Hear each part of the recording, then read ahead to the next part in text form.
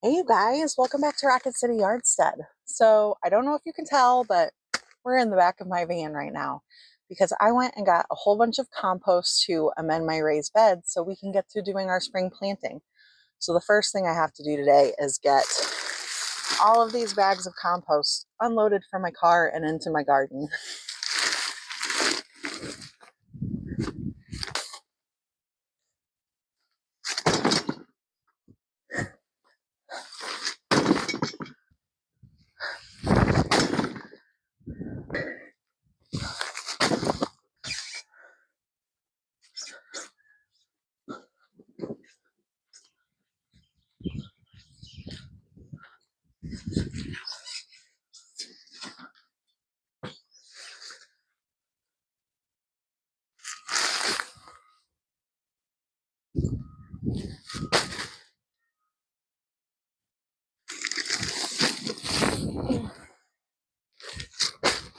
All right, you guys, I got all of that compost unloaded from the back of my van. I had 21 bags of compost, so I took a little break after I finished with that.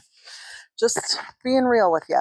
But now, before I add any compost to my beds, I need to add some feather meal.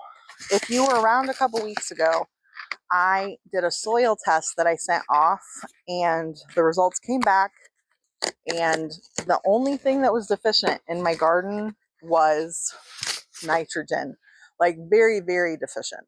And so it recommended feather meal as the organic option. This was the brand they recommended. I just ordered it off of Amazon. And for a bed this size, it's about 4 foot by 25 foot. It called for 2.5 pounds. So I need to add this to my soil, and it says to mix it in the top 2 to 3 inches. So that's what I'm going to do. And then I'm going to top dress it with my compost.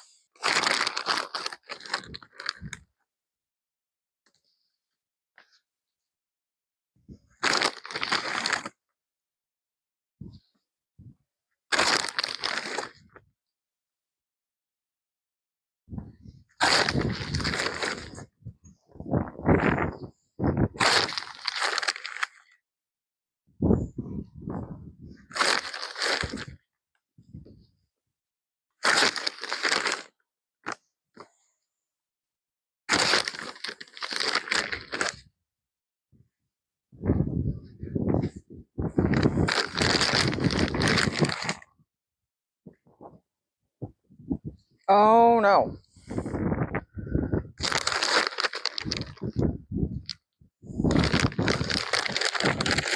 No, my ant problem has migrated. That is broken glass. That's bad. Y'all, it has been several days since we were together in the first part of this video. If you watch the little short I made, my camera got blown over and my microphone got broken, and it's just been very windy ever since. And so I have been out here working, but I just decided it wasn't really a great idea to bring the camera out and potentially have it get knocked over. So today is a different day. What am I? Oh, that's a worm. I saw something moving. It caught my eye. But so today is a beautiful day. The wind is very mild. That's going to change tomorrow a lot. We have a wind advisory tomorrow. But I'm out here and I thought I would bring you guys along for planting my potatoes. This is a first for me. Definitely not a tutorial because I am a 100% novice here. I just thought I would like to document it so that we could see how it works, if I need to change my methodology in future, or if we get a great potato harvest. So these are actually potatoes we bought at the grocery store to eat. And I noticed that they were starting to get little eyes on them. And so I just saved the rest of that bag so that we could hang on to them for this purpose.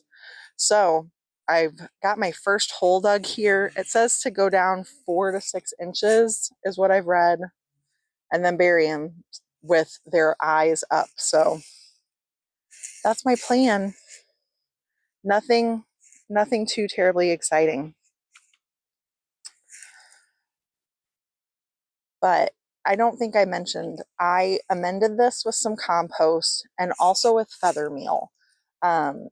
If you happen to watch the video a few weeks ago where I did the soil test. That came back and we were very deficient in nitrogen. So the organic recommendation was feather meal. So that is what we did. And then we mixed that in according to the directions. It said mix it into the top like 3 inches of soil.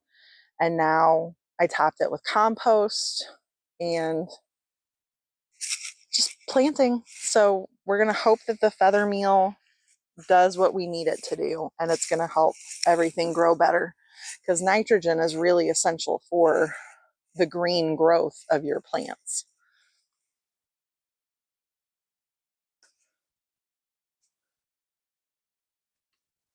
So I'm just going to work on getting all of my potatoes planted here, and then cross my fingers, pray, hope that they do really well for us.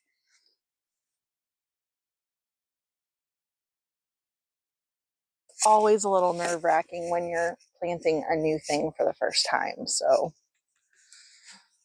please grow. It's so funny, you guys. It's that time of year where you plant things, and at least for me, I've put so many things in this garden so far, and you can't tell anything yet because nothing's come up. It's just brimming with potential life, but nothing yet. But the potatoes are all in. You never know that in a few weeks we're gonna start seeing potato plants come up. But I'm very excited.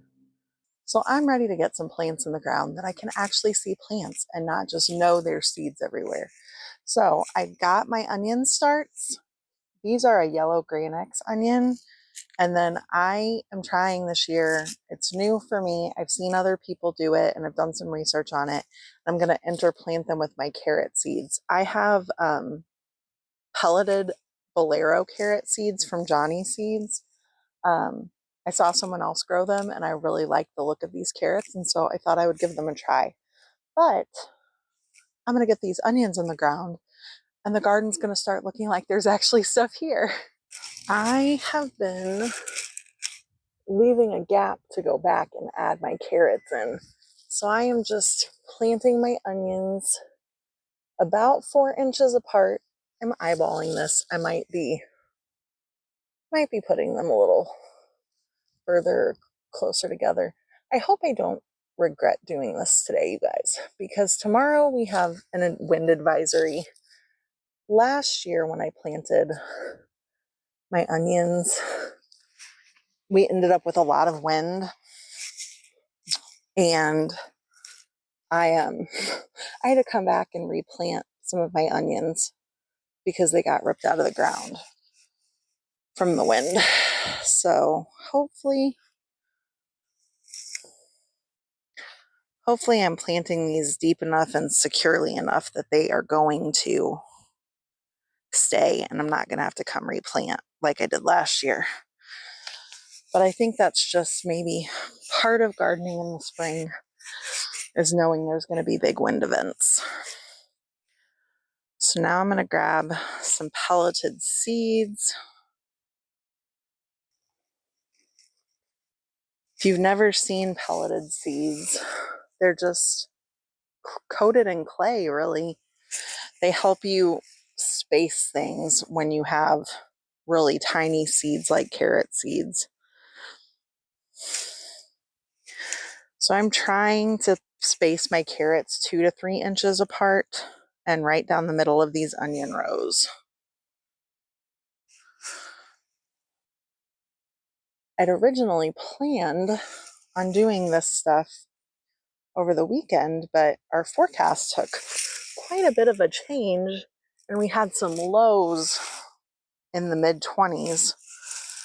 I didn't know about planting my onions out where they were going to be immediately dealing with that kind of weather. So I waited. I'm just poking my carrots in. They say to plant them 1/4 inch to 1/2 inch deep.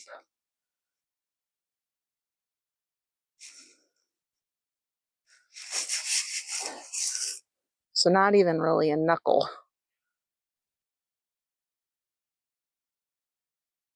I'm just going to work my way down this row, planting my onions and carrots. I have the rest of my yellow onions, and then I have a package of red onions and a package of white onions. So lots of onions to get in the ground. Y'all, I have one more thing I want to get planted today, and that is some cabbages that I've got from the store. These are just really basic Bonnie's Best cabbages, but they're beautiful. And when I did some more research, I realized I was way too late to actually start cabbages myself from seed. Apparently where I live, if you want to grow cabbages in the spring and start the plant yourself, you really need to start, goodness, like in January, like at the beginning of January. So starts it is. These cost about $1 a plant. That's really not that bad. I mean, depending on where you live, cabbage might be cheaper at the store, but so last year my cabbages were grown directly in clay soil, and I still ended up with like 2-3 pound cabbages. So these are going into much nicer amended soil. I think that's going to work in my favor.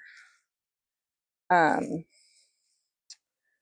so I like having the stuff come straight out of my garden. I have 2 more cabbages to plant, and once I get those planted, I will show you what all has been accomplished in the garden. Well, you guys, the onions and carrots and cabbages are all planted, and I thought maybe I would just walk you through and show you where I've put seeds. Informational for you and helpful for me, because then I'll remember where I put everything. Here I planted a bunch of different varieties of radishes, and down at the other end I planted beets. Those I can tell you, I planted cylindra beets and I planted golden beets. And I decided maybe we would just stick with those 2 varieties for this year. So then on this first trellis, on both sides, I planted sugar magnolia tendril peas. Those are a sugar snap pea. They're delicious and they're so beautiful. On the north trellis, I planted Carnauba damascene snow peas, and in front of the snow peas, I tried direct sowing leeks. So we'll see how that goes. I will keep you guys updated and we'll see, because that is an experiment. And then if we turn and walk down this bed, I have shelling peas planted on either side. In my north bed, I have Lincoln shelling peas. And my south bed, I have green arrow. As you can see, nothing has come up yet.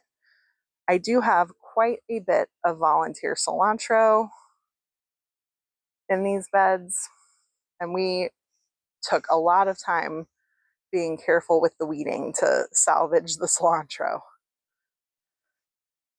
So we'll come down here and you can see where the cabbages are.